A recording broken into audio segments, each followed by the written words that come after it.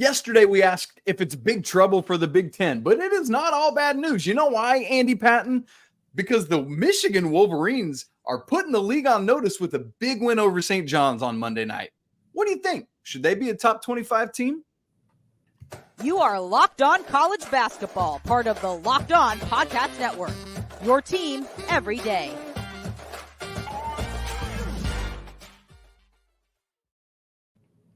Hey there, what's up? Welcome into the Locked On College Basketball Podcast, the only daily national college hoop show out there, part of the Locked On Podcast Network. We are your hosts. That's my guy, Andy Patton. I'm Isaac Shade. Today's episode is brought to you by LinkedIn. These days, every new potential hire can feel like a high-stakes wager for your small business. That's why LinkedIn Jobs helps you find the right people for your team faster and for free. Post your job right now at linkedin.com/lockedoncollege. Terms and conditions apply.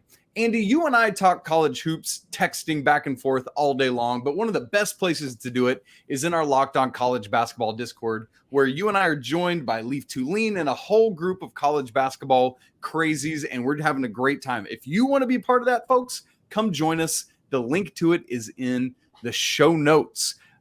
You everydayers, welcome in. We got a great show for you today. We're going to be looking at our top 25, the AP top 25, where they diverge. We're going to get you ready for the Champions Classic coming up tonight. Ooh, boy, Andy Patton. 3 of these 4 teams coming in on a little unsteady ground. It's going to be wacky.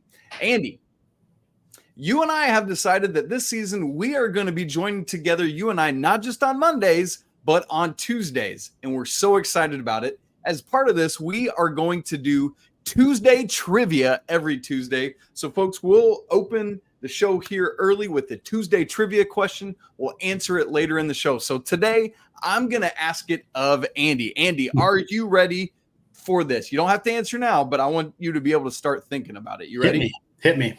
There are 6 schools whose both football and basketball teams are currently ranked in the AP top 25, and I want to know who they are. Again, 6 schools in Division I whose basketball and football teams are currently in the AP top 25. Name them. Folks, you start thinking about it. Andy, you start thinking about it. We'll talk about it. I'll give you the answer after you get it horribly wrong later on. We should almost certainly, yes. We should keep a tally on how we both do. Andy, I'm not sure we were going to want to do that. The marquee games on Monday night. We're not into Big Monday yet, but we have kicked off the Gavitt Games, this matchup between the Big East and the Big Ten. Unfortunately, as we learned a few weeks ago, the last edition of it, at least as things stand now. So we had Michigan and St. John's, the earlier game, and then Xavier and Purdue, the later game. We're not going to spend much time on Xavier for Purdue. I'll just tell you that right now. Why? Hot take, Zach Edey's bigger and better than everyone else. That's all the analysis you need. Andy, Michigan, let me get this straight. The Wolverines lose Hunter Dickinson to Kansas. Jet Howard is the 11th pick of the draft. Kobe Buffkin, 4 picks later. Juwan Howard's not currently on the sideline, although what up, Phil Martelli, hashtag St. Joe's, hashtag Jameer Nelson, let's go. But all of a sudden, they're a better team? Yeah. Why on earth? So, Andy, here's my question. I asked it in the cold open. Should we have ranked Michigan this week in our Locked On top 25? Did we miss it? See, it's interesting. When I was looking at the games this week, I looked at Michigan and St. John's, and I immediately circled this as a game of like, one of these 2 teams might end up ranked after this game, but neither team, in my mind, deserved to be ranked beforehand. Michigan had played 2 fantastic games. They had not played a quality opponent yet. A lot of good teams haven't played quality opponents yet. That's just kind of part of how a lot of teams are operating in college basketball right now. We wait until next week when we get into the MTEs, and we're going to start seeing a lot more quality non-conference matchups. But Michigan, before this, looked like the team that was right on the border. And I know our guy Leaf had texted us and said he thought about adding Michigan, and we all were kind of like, oh, we're right on the border of potentially having Michigan as a top 25 team heading into this week. But now I don't think there's a question. I mean, they obliterated a good St. John's team. Now, the St. John's team has some work to do. They're still finding their pieces. But from a talent perspective, it was clear watching this game that St. John's is a talented team. And Michigan was overwhelmingly better. And their backcourt looked incredible. Nimari Burnett had 19 points or maybe 21 points at halftime. I think it was 21. Yeah. He had 21 points at halftime, a career high for him. Doug McDaniel looks like a legitimate All-American candidate or a future All-American. He looked extraordinary in this game. 26 points, 7 assists, 6 boards, 8 of 16 from the field, 8 of 8 from the free throw line. Those two guys were fantastic for this squad. And at this point, in a year where the Big Ten, up to this point, again, we're only 10 or so days into the season, but the Big Ten hasn't looked great. But Michigan, they've looked very good. And if they continue playing at this level, for starters, they're going to be ranked next week. I'd be very shocked if they weren't ranked next week. But this is a team that looks like they're going to absolutely deserve it. Yeah, because were they in other? I'm looking at they got 2 votes this week. I was just looking at others receiving votes. They will get a ton more, assuming they hold on the rest of this week. Andy, let me start by going back to Doug McDaniel for a second. I had literally last year a couple times I thought they might have something with him eventually, and watching him on Monday night, there were a couple times when I thought, is he that dude that in March just is going to take over? You know what I'm saying? Like he has that kind of potential DNA. Yeah. And Andy, I'm starting to ask bigger questions like this because like this happened on a night where Olivier Kamal was just kind of quiet. Right. And it's this backcourt that combined for like 47. What was we were talking about it earlier? Like good grief. 47 points. Yeah. 9 boards together, 9 assists together. I mean, ridiculous stuff. The question for me is yes, they should be ranked, but where do they land now in the Big Ten hierarchy? Because this is the point where we have to throw out preseason expectation now that we have like same thing with like fantasy football. You have all your drafts and it's like, oh man, I got these dudes, but it's after week 1 where everyone's scrambling to the waiver wire because you see what everyone actually is. Same kind of thing here. Now that we're actually seeing these teams on the court, we're now like, no, I don't just bump a team up or down a step or two because of where my preseason. I'm like, if this team is awesome, let's get them where they need to be. So, Andy, let's recalibrate Michigan here. Are they good? I'm not going to say they're good enough to challenge Purdue. I need to see a little more before I'm ready to get there. But are they good enough to land 2nd or 3rd in the Big Ten, especially based on our conversations yesterday about where we got some by some of the other Big Ten teams? Could we look up in March and they're the 2nd seed in the Big Ten tournament? Unquestionably, in my mind, I think absolutely. I'm not saying I'm betting a bunch of money on that or anything, but could they? Like, can they? Clearly. Right. That's all I'm asking. Yeah, I say clearly. I mean, you look at you got Purdue's kind of on an island right now, and I think they still deserve to be in that spot. Again, Xavier is maybe not as good as they were last year, but that was still a quality win for Purdue. And then Michigan State was kind of that 2nd team, and they're a much bigger question mark. And we're going to talk more about them later in the show. But then you kind of had this group of other teams that were all sort of kind of lumped together. With Wisconsin was in there, and you had Iowa in there, and you had Indiana to an extent in there. And Michigan looks better than all those teams. Wisconsin is a quality program. I don't want to take away from them. I thought their loss to Tennessee actually said more positive things about them than negative. But I mean, Michigan and Wisconsin feel very comparable right now. And Maryland is not looking good. Indiana is not looking good. Like Illinois is in that conversation as well. I knew I was forgetting somebody. And I think Illinois, Wisconsin, Michigan kind of feel like they're all sort of lumped in that 3, 4, 5 right now, or maybe 2, 3, 4, kind of depending on whether Michigan State rights the ship. They're the big question mark right now. But I think you have to have Michigan in that conversation. And again, maybe it doesn't stick, but right now, like I love the analysis with the recalibration for fantasy football. Like right now, you have to start treating Michigan like they're one of the 4 or 5 best teams in the Big Ten because they're playing like it. Okay, Andy, I purposefully did not look at this until you and I had both given our answers on this. While you were talking, I pulled up KenPom and looked at the Big Ten page. He has already updated after these games have gone final. Michigan is 2nd at KenPom in the Big Ten. They are 23rd in the nation at KenPom right now. Wisconsin 3rd at 25th. Illinois 4th at 27th. Michigan State 5th at 30th. So you talk about a clumping at 2 through 5. Good grief. And Purdue's number 1 at KenPom right now. So I think exactly everything you just said, KenPom, at least right now, would back that up in a major way. And so if you're listening or watching this and you're thinking you guys are gone too far on Michigan, at least right now, KenPom agrees with us and says, yeah, absolutely. Andy, anything else on this? I guess we haven't talked St. John's at all. Let's quickly say this. St. John's is an undeniably talented basketball team. Mm-hmm. I think we would both agree from some of our texts that we've exchanged that right now they look like a collection of talent more than a team. And that is not a knock in any way on them. It's like Colorado, right? In football, where Coach Prime went and got all these dudes and brought them together. It's just going to take time to gel. And eventually it kind of reared its ugly head for Colorado. So St. John's going to take some lumps while they figure this out. But folks, it's November 13th, November 14th. Look, let's recheck in again, January and February. St. John's is going to be a cohesive unit. Coach Pitino will not stand for anything less than that. I agree. And I think the comparison to Coach Prime in Colorado makes sense, except for a couple key things. One, there's a lot more games to attempt to right the ship in basketball than there are in football. There's more opportunities. Also, without even being disrespectful to Coach Prime, Rick Pitino is a lot better at this. 100%. He's just got a lot more experience. He's been doing this for, as long as Deion Sanders has been in the public eye. Like, he's literally been coaching for that long. So I'm much more inclined to believe that St. John's can turn it around within a year, because a year is 30 games, and Coach Sanders doesn't get 30 games in football. But I think this St. John's team is going to be humming by the end of the year. I really do. And I think there was some nerves, some guys who just missed some bunnies this game. I think playing at the Garden, playing a big time team, a lot of transfers coming up from mid-major levels, so maybe aren't used to that kind of exposure. But I think that the talent on this team was very evident in this game, and I think it's gonna come through in February and March.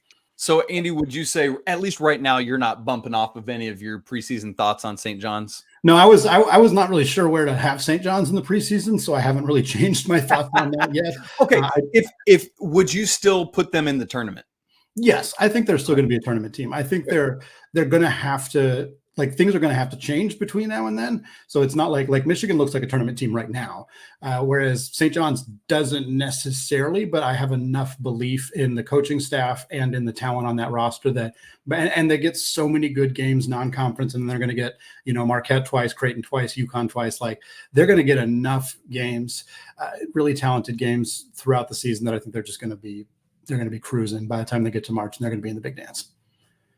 Well, Isaac, you said earlier, talking about people who might be thinking we're too high on Michigan. If you're out there listening and you want to disagree with us, let's get right into it right now, because we're going to we did our week 1 top 25 rankings. We had some key differences with the AP poll. We're going to talk about all the teams that we diverged with the AP poll, which included Villanova, who did not help themselves one bit after a really tough loss to Penn. We're going to talk about that. But first,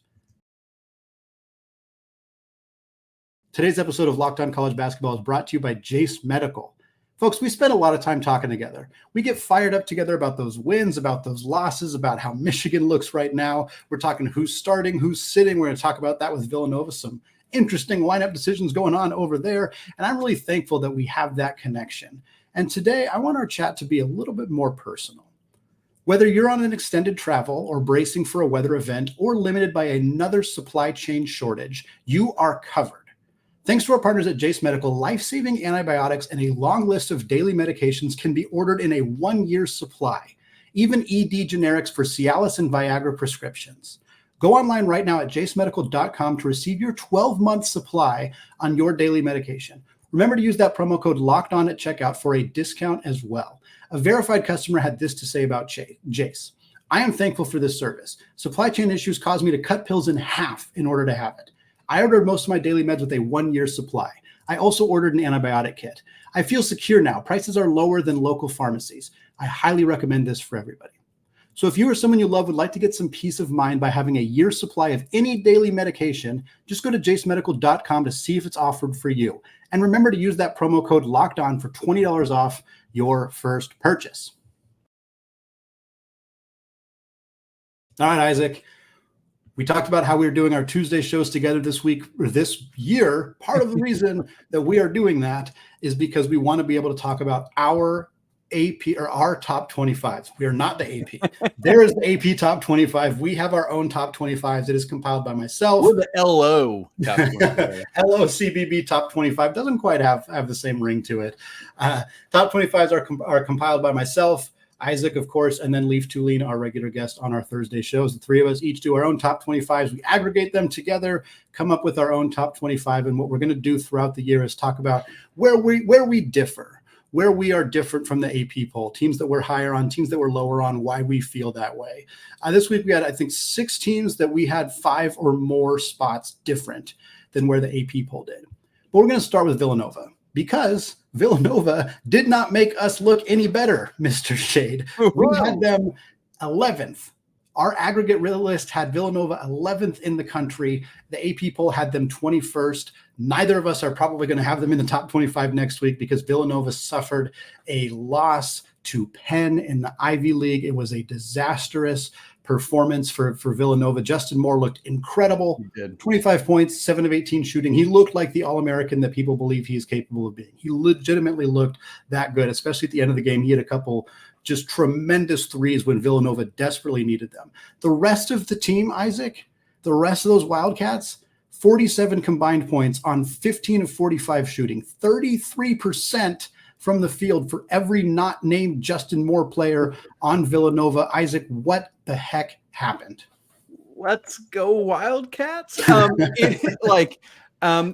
first off, this game was in the Palestra, right? Like, so there is that aspect of it, and you just don't go into the Palestra and mess with Steve Donahue, Andy Patton. That's what's up. No, I mean, in all seriousness, Andy, it makes me so happy to see Justin Moore healthy and fully going. Like, what a just killer that was 2 years ago. Was it the Elite Eight? Yeah, because it was right before the Final Four where he got hurt. Came back last year, was doing well towards the end of the year, but just so happy for him. I left him off my first team Big East just because of wait and see on his health. And we got some comments about that, by the way. You what? We got some comments about we got comments about that, but I stand by it, right? Like, it's like I want to see it in action. Yep. But if we're doing it over, give me him on the first team all day. With Villanova, like we've talked so much about, and I think a lot about in this day and age, as you're trying, we just talked about it with St. John's. That's a great example. As you're trying to put rosters together because of all the transfer stuff, we're just going to see more results like this over and over and over again. This is the new normal. And, we're still trying to figure out maybe who is Kyle Neptune. Like, I don't think a Jay Wright Villanova team loses this game, Andy, right? Like, I think that's a real part of this conversation. And so they still got to figure that out. You pointed out, I hadn't noticed this, but I'll say it and give you the flowers for it. Hakeem Hart didn't take a shot in this game. Yeah. Where is he at? Right. So that's 9 minutes. Good. I mean, yeah. TJ Bamba, he's got to shoot better. Like, they need more from him. Like, that's the expectation coming in, is he's going to be a dude. And good grief, they stretched I was trying to make a list in my head of things that you could do in shorter time than the final 30 seconds of this game. And that includes at least waiting in line for, something at Disney World. I don't know getting your license at the DMV. Yeah, that's a great. So anyway, Villanova going to have to rebound. They do have the battle for Atlantis next week. This wasn't even their Gavitt game, right? They've still got to play Maryland on Friday night. So we'll look ahead to that, Andy. I like that you said that Villanova has to rebound in reference to them needing to rebound in terms of another game. They also need to actually rebound the basketball because they got out-rebounded by Penn in this game, 38-35. Eric Dixon had 7 offensive boards, which is incredible, but the team in general just did not rebound at all. And then the stat that really jumps out that I'd be remiss if we ignored, Villanova had 6 assists total. That's it. You mentioned that the Jay Wright team wouldn't lose this game. That is not a stat you'd find from a Jay Wright team either. Right. There was way too much shot chucking, way too much, just not enough consistent offense, trying to find open guys, like just too much isolation basketball. And I think this team will turn it around, but man, this was a rough one. Yeah. Andy, there are 5 other teams that we had that big divergence on from the AP poll. Marquette, Texas, FAU, Gonzaga, and Kentucky. Kentucky we're going to talk about in a minute, but as for Marquette, Texas, FAU, Gonzaga, anything you want to say before we move to a team that maybe shouldn't be ranked right now in the AP poll? There's not a lot I have on those. None of our divergence I thought were really overwhelming. We're a little lower on FAU. I think we're just kind of cautiously optimistic about what they're going to look like. We had them 15th. I don't feel like that's a bad spot. Gonzaga, we're a little bit lower on. No Steel Venter certainly hurts that depth. They're playing I bumped them down a couple spots just because of that alone. Yeah, and I think that's fair. Their depth is really questionable. They're playing a ton of freshmen this year, and they only played one game. It was against Yale. They beat Yale. Yale's a quality opponent. They beat them by 15. Tonight, they're going to play Eastern Oregon, an NAIA school, who they beat by 78 points last year. So that's not going to tell us a whole lot. Next week, they'll play in the Maui Invitational, and we're going to learn a whole heck of a lot more about them and Marquette, who are both on this list. We're going to learn a lot more about them then, and I think we'll be able to calibrate a little bit better in terms of where those teams actually fall. Andy, I can't freaking wait for Maui. It's going to be so good. By the way, Marquette, we didn't mention this yesterday, but Tyler Kolek walked off a little hobbled the other day. I think he stepped on somebody's foot, rolled his ankle. So just keep an eye on his health. And, Shock is not going to put him out there if he's not 100%. That's just stupid at this point. All right. Andy, forgot to say also, for those of you who are watching on YouTube, you can see our Locked On Top 25 poll on screen there. And for those of you who aren't watching that, you can obviously go find that on our social media. We also dropped it in the Discord, so come join us again there. All right, Andy, I'm going to put my shirt over my face right now because I feel like I hate to have to say this. I love what James Madison is doing. We've talked about it. We think they could be the last unbeaten team in the country. But Andy, as a basketball fan, I love that they're ranked 24th in the most recent AP poll. Mm-hmm. As somebody who is paid to talk about and evaluate college basketball teams, they shouldn't be ranked. I'm just going to say it. They shouldn't be ranked. Do you agree or disagree? Yeah, I get why they're a top 25 team. As somebody who follows mid-major basketball, love it. And I think rewarding teams who play tough games at the start of the non-conference schedule, like other mid-major teams would never get ranked within the first week because they wouldn't play Michigan State. They're not necessarily getting a chance to play that game. They go out and beat Michigan State. You have to give them some flowers for that. Are they one of the 25 best teams in the country? Probably not. I think that's fair. Charleston got ranked pretty early last year, and then guess what? They were awesome the entire season. So it can happen, and maybe James Madison is that good. But right now, are they a top 25 team? Probably not. Yeah, here we go. You ready for this? Others receiving votes. Mm-hmm. Would you take on a neutral floor top? Here's the top couple others receiving votes. James Madison versus Memphis on a neutral. Yeah, Memphis. Virginia, yeah. St. John's, I don't know. That's probably a good game right now. UCLA. Yeah. That's actually a tougher one, too. UCLA has not looked particularly good. I might take James Madison there. San Diego State. Probably the Aztecs.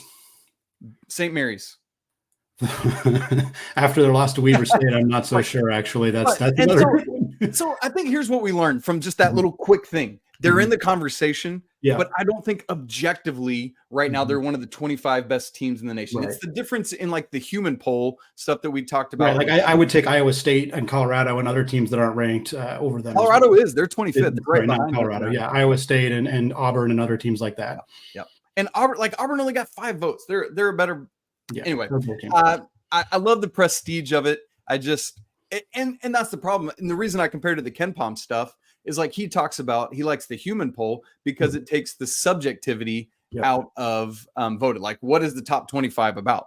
Is it the best 25 teams in America? Or is it just like we're rewarding JMU for what they did? If so, congrats. Sure. Andy, the college basketball doubleheader that we should have gotten on opening night, the Champions Classic, Duke and Michigan State, Kansas and Kentucky is happening tonight. We got to talk about it and get ready for it. Right after I tell you that this episode of Locked On College Basketball, it's brought to you by LinkedIn. These days, every new potential hire can feel like a high-stakes wager for your small business. You want to be 100% certain that you have access to the best qualified candidates available. That's why you got to check out LinkedIn Jobs, which helps find the right people for your team faster and for free. It's honestly so easy to create a free job post, and then you just add your job and the purple hashtag hiring frame to the profile to spread the word that you're hiring. Simple tools like screening questions make it easy to focus on the candidates with just the right skill set and experience so you can quickly prioritize who you'd like to interview and ultimately hire. It's why small businesses rate LinkedIn Jobs #1 in delivering quality hires versus the leading competitors. LinkedIn Jobs helps you find the qualified candidates you want to talk to faster. Post your job for free right now at linkedin.com/lockedoncollege. Again, that's linkedin.com/lockedoncollege to post your job for free. Terms and conditions apply. Andy, here we go. Tonight, the Champions Classic, the 13th ever edition of this thing. Hard to believe it's been that long. This year's edition is in the United Center. Both games on ESPN. We get Duke and Michigan State first at 7 Eastern, Kentucky and Kansas to follow. And if I remember correctly, they will do this week's CFP reveal in between games, which is always super fun. Andy, here's the big picture takeaway for this whole thing to me. When was the last time that we had question marks about the majority of these teams? I think Kansas is the only one that feels like it's on a little bit of sure footing right now. But Kentucky, they come into this with uncertainty in the front court. All 3 7-footers are going to be out. Ugonna Onyenso, Aaron Bradshaw, Big Z coming in. You might even say that they're going to be short-handed, Andy. I'm so sorry for that. My dadness is coming out. Duke is coming off a loss at home to Arizona on Friday. Could they be a 2-loss team 3 games into the season? Wild to think about. How are they going to respond to that loss? And then Michigan State, obviously, they've had a win against Southern Indiana, I believe it was, since the JMU loss. But according to Coach Izzo, they're still trying to figure out their identity and leadership. Shooting a horrific, as you've noted, 6.5% from 3 this year. Can they find that shooting? Andy, I'm setting the over-under on 3-pointers made at 1.5. What are you taking? That's where we're at. We got question marks all over the place in the United Center on Tuesday night. Kansas looking like the lone comfortable team right now. But, of course, that means Kentucky's going to go in and bash the doors off them, right? Because that's how this goes. That seems to be the case. Yeah, right. All of that setup said, let's take these games a little bit of one at a time. Let's start with the first one. Number 9 Duke against number 18 Michigan State. Duke favored by 2.5 with an over-under of 143.5. Andy, what are you looking at? The fact that one of these teams is going to be a 2-loss team on Wednesday. That's the takeaway. That's an insane fact. That is going to be the reality. One of these 2 teams is going to have 2 losses. These are 2 teams that were top 5 everywhere to start the season. Obviously, Duke, their loss was to Arizona, a very quality program. It was a home loss, which is unusual for the Blue Devils. But if they lose to Michigan State here, Duke's a 2-loss team in the middle of November. That would be really unprecedented. Similarly, Michigan State, there's no shame in losing to Duke, but losing to Duke and having also lost to James Madison is a pretty tough place to be for Tom Izzo. And I think that's the biggest question mark. For me, I think there are questions about Duke and there are questions about Michigan State individually. I think you mentioned the leadership aspect for Tom Izzo's squad. I mean, it's fascinating to me that of all the teams in college basketball that are trying to find leadership, this is not a team that I would have had that high on my list. They have so much veteran experience. They brought back all these key pieces from last year's roster. They brought back Tyson Walker. They brought back AJ Hoggard. Like, they have this really talented veteran 23, 24-year-old backcourt, and they're struggling with leadership. And that's just not something I was expecting to hear from Tom Izzo or really expecting to be talking about with this program. And now they got to go play a Duke team that they didn't look bad against Arizona. They struggled with some defending the front court, which isn't as big of an issue against Michigan State. Tyrese Proctor hasn't really looked like that guy yet. It's early in the year, but he did not shoot well against Arizona. Is he able to handle Michigan State's backcourt? Is he able to handle those guys, get to the rim, do some of the stuff that we know he's capable of doing, but that we haven't seen yet? Like, again, this is the kind of game that normally you just sit back, throw your feet up and relax and watch some great basketball. But there's some legitimate, real questions about both these programs right now, which honestly makes it even more exciting. Yeah. Andy, as far as picks, because I know we got to get to the other game, I know Tom Izzo and Michigan State knocked off the Zion Blue Devils. Yeah, that's true. But historically, he's kind of struggled against the Blue Devils. So I gotta take the historicity of it. Give me Duke winning this game and covering that 2.5 point spread. What about you? Yep. 100%. Duke's going to win. Duke's going to cover. I think they're going to cover by. I think it's going to be less close than 2.5 points. Let's put it that way. Yeah. Let's go to the nightcap. Kentucky, Kansas. Jayhawks favored by 5.5, as we've said. Lance Stahl, the host of Locked On Kentucky, said on his show on Monday that Kentucky will be without all three of those big men.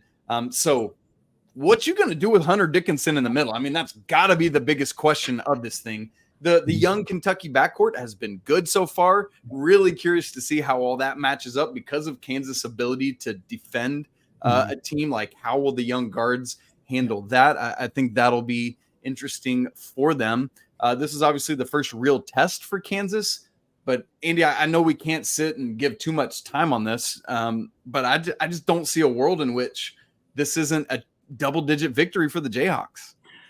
Justin Edwards has never seen a defender like Kevin McCullar. No. And when you talk about the youth of Kentucky, that's been a huge topic throughout the offseason. They're too young. College basketball is trending older. There's 25-year-olds, 26-year-olds in college basketball, and people love to say that as if they're on every roster. They're not, but there are a handful of 23, 24-year-olds, and Kansas has some older players like McCullar. Like, this is the game where that fear that Kentucky fans have had for months about this team, this is where the rubber hits the road. They're playing a deep and experienced team in Kansas. How does Kentucky's young guards handle DeJuan Harris defensively? How does Edwards score on Kevin McCullar? How the heck is Trey Mitchell going to guard Hunter Dickinson? How are they going to handle KJ Adams? Like, there are a lot more questions about what Kentucky needs to do than Kansas. Kentucky is very talented. This is a talented roster of young, energetic dudes who can really play. But Kansas has a more complete roster. They have pieces that fit together better right now in mid-November. That might change in March, but it doesn't matter. This game is happening in mid-November. And to me, Kansas is just – they haven't been super tested yet. Neither team really has. But, yeah, I have a hard time seeing Kansas not winning this one. I don't want to say super handily, but I don't think it's going to be in question for much of the game. All right, Andy, cannot wait for these two games. It's going to be electric. Let's wrap this up quickly with our Tuesday trivia answer. Andy, you remember the question. 6 schools who are ranked right now in both football and basketball. Who are they? Well, I know James Madison is one of them. Yes. I know that convincingly. That has been a big talking point, so I know that they are in that conversation. I am trying to think of some other teams, and I am struggling. All right. No, if Kentucky is ranked in football? No, they are not ranked in football anymore. They've lost enough. But there are 2 SEC teams on this list. Okay, Tennessee. Yep, bingo. Tennessee has to be one. Bama has to be the other one. There you go. Yep. Now we've got a future SEC team on this list as well. Okay, Texas. Bingo. Not Oklahoma. Whoop. No. And then we've got a future Big 10 team. No, USC. A future Big 12 team on this list. Yeah, is USC not on this list? No. They're not ranked in football anymore? I guess they lost. No. It's true. No. Future Big 12 team, you said? Yeah. We have talked about them on this show because they just beat Duke. Yeah, it's Arizona. I was going to say, Arizona's ranked in football. I forgot. Yeah, and now I would not have guessed that. Yeah. And then finally, look behind me. Oh, yeah, your Tar Heels. The North Carolina Tar Heels somehow have found their way back into being ranked in football. So there you go. Texas, Bama, Arizona, Tennessee, North Carolina, and the James Madison Dukes. Love it. Excited to continue to do Trivia Tuesday going forward. But folks, that's going to wrap us up for us today here on the Locked On College Basketball Podcast. I want to thank all of you for making the show your first listen or your first watch of the day. And again, join us in the Discord channel. Tell us there why you disagree with our top 25 rankings. You get a first look at them before we do them every single week. Heck, maybe we'll bring Trivia Tuesday to the Discord channel too. Why the heck not? Check us out there. We got more fun stuff coming your way later this week. We're going to have a fun guest on the show. We're going to continue to talk about these upcoming games. And then we got some big previews later in the week as we get ready for the Maui Invitational and the other fun games going on in Feast Week. All right, folks, thank you so much for listening. And until next time, peace.